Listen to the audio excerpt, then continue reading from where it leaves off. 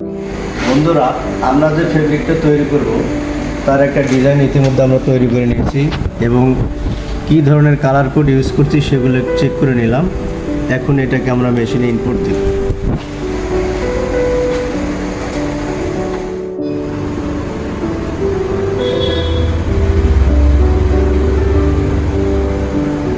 Input হওয়ার পর এটাকে আমরা লোড করব। লোড কমপ্লিট হওয়ার পর প্রথমে আমরা দেখে নিব আমরা কয়টি ফিডার এখানে ইউজ করছি। 1, 4, 5 এবং 8 নাম্বার ফিডার আমরা ইউজ করছি। এখন আমরা স্টিচ ভ্যালু চেক করে নিব। সাধারণত স্টিচটা হচ্ছে একটা ফেব্রিকের থিকনেস 12 গেজের জন্য অ্যাভারেজ 300 থেকে 330 স্টিচ ভ্যালু আমরা দিয়ে থাকি। এখানে আমার 310 আছে। প্রথমে তো আমরা এটা দিয়েই তৈরি করে দেখব।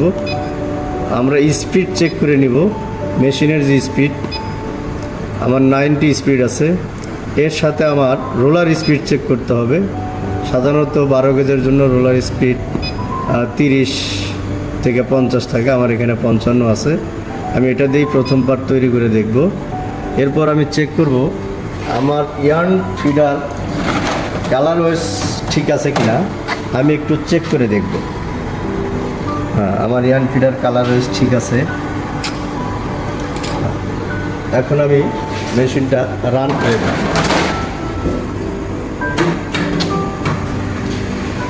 আমার মেশিনটা রান হয়ে যাচ্ছে। আমরা প্রথম পার্ট তৈরি করার পর প্রথমেই কিউসি দ্বারা চেক করাবো। কিউসি বাইরের রিকোয়ারমেন্ট অনুযায়ী যদি সব কিছু ঠিকঠাক পায় এবং আমাকে অ্যাপ্রুভাল দেয়, দেন গো ফর প্রোডাকশন। যদি আপনারা এর সব কিছু ঠিকঠাক মতো ফলো করেন তবেই এখান থেকে গুড কোয়ালিটির ফেব্রিক তৈরি হবে এবং বেস্ট আউটপুট। নিটিংয়ের প্রথম রো এটা কম থ্রেড ধরতেছে, যার কারণে প্রথম রোটা একটু স্লোলি যায়।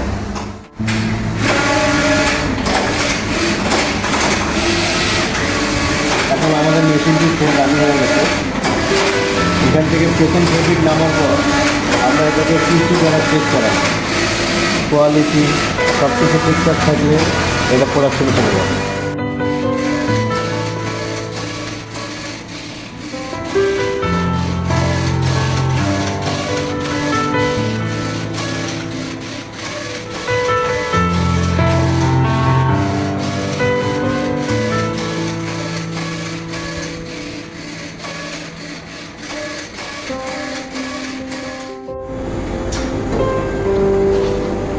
ডাউনগুলো খুব সুন্দর হয়েছে এবং ডিজাইনটাও অনেক সুন্দর হয়েছে, কোনো সমস্যা হয়নি। প্রোগ্রামিংয়ে এবং নিটিংয়ে যদি আমরা ছোট ছোট কিছু টিপস অ্যাপ্লাই করি তাহলে একটি ফেব্রিক খুব দ্রুত গতিতে এবং সুন্দরভাবে নামবে। পরবর্তী এপিসোডে এই ছোট ছোট টিপস নিয়ে আপনাদেরকে পরামর্শ এবং শেয়ার করার চেষ্টা করব। সাথেই থাকবেন।